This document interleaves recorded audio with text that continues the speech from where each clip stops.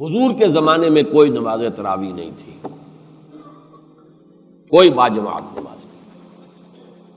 بلکہ تشویق تھی، اپنے طور پر کھڑے رہو، پڑھو، جاگو، قرآن سمجھو، غور کرو، تدبر کرو، یہ بھی ہے۔ حضرت ابوبکر کے زمانے میں بھی نہیں تھی۔ حضور نے البتہ 3 مرتبہ تراویح کہہ لیں نماز نوافل پڑھائے ہیں، لیکن وہ تہجد کے وقت 8 پڑھائے ہیں۔ تہجد کے وقت وہ آپ کی تہجد تھی جس میں 8 ہی نفل ہوتے تھے ہمیشہ 8 نفل 3 وتر 11 رکعتیں حضور کی تہجد تھی۔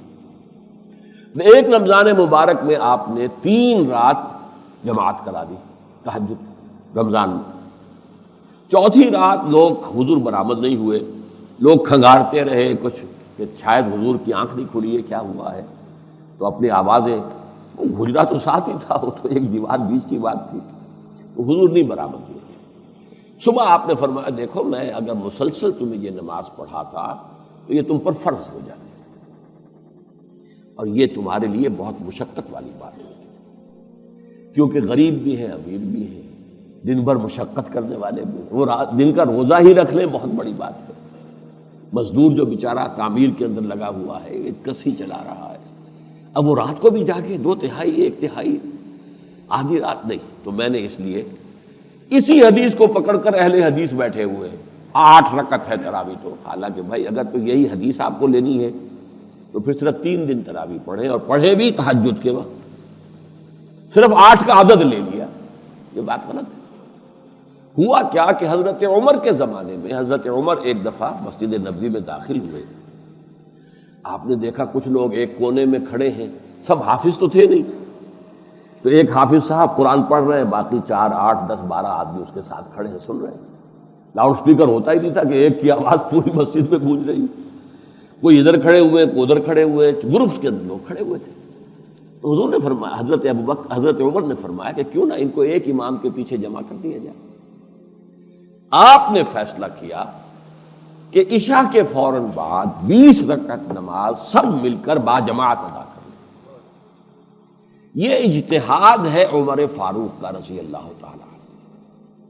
اور ہمارے چاروں مسلک جو ہیں اہل سنت کے جو فقہ ہیں، حنفی، مالکی، شافعی، حنبلی، سب اس پر متفق ہیں۔ یہ اہل حدیثوں نے نئی بات نکالی ہے، اور وہ جیسا کہ میں نے عرض کیا مجھے اس لیے ناپسند ہے کہ بھئی اگر اسی حدیث کو لینا ہے تو پھر 8 پڑھو لیکن تہجد کے بعد پڑھو، اور 3 دن پڑھو، پھر 30 دن نہ پڑھو، 20 دن نہ پڑھو، 25 دن نہ پڑھو۔ لیکن یہ اصل میں ہمارے سامنے تو کیا ہے، حضور نے فرمایا علیکم بسنتی و سنت الخلفاء الراشدین المہدیین،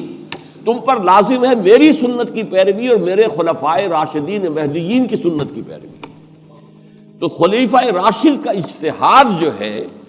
اس پر تو گویا کہ امت کا اجماع ہے، ہم اہل سنت والجماعت ہیں، اہل سنت بھی ہیں، اور پھر جس پر اجماع ہوا ہے خلافت راشدہ کے دوران ہم اس کے بھی پابند ہیں۔ اس اعتبار سے اب کیا ہوتا ہے سعودی عرب میں، چونکہ جو ان کا سرکاری مذہب ہے وہ حنبلی ہے، اہل حدیث نہیں ہے، سرکار جو عام طور پر زیادہ لوگ اور علماء وہاں اہل حدیث ہیں، تو چونکہ سرکاری مذہب جو حنبلی ہے تو مسجد نبوی، مسجد حرام دونوں جگہ 20 تراویح ہوتی ہیں، لیکن آپ اور جگہوں پر جائیں گے تو 8 تراویح ان کے ہاں محلوں کے اندر جو مسجدیں ہو رہی ہیں ان کے اندر 8 ہوتی ہیں، تو یہ وہاں پر اہل حدیث مسلک اور یہ حنبلی مسلک۔ البتہ ایک بڑی پیاری نماز، وہ گویا کہ حضور کی اس دوسری سنت پر جزوی طور پر عمل، آخری عشرے میں حرمین شریفین میں ایک قیام اللیل اور ہوتا ہے، تراویح تو ہو گئی، جو اس سے زیادہ نہیں کر سکتا وہ جائے سوئے سحری تک، لیکن اب وہ نصف شب کے بعد کھڑے ہوئے، اس کو کہتے ہی قیام اللیل ہے، وہ رات کو کھڑے ہو کر 3 پارے پڑھتے ہیں 8 نوافل کے اندر، اور ایک اضافی ختم قرآن ہو جاتا ہے۔ سن 71 میں میں نے اس میں شرکت کی ہے، اس کی لذت مجھے آج تک یاد ہے۔ وہ وقت جو ہوتا ہے وہ تہجد کا وقت ہے، اس میں جو ہے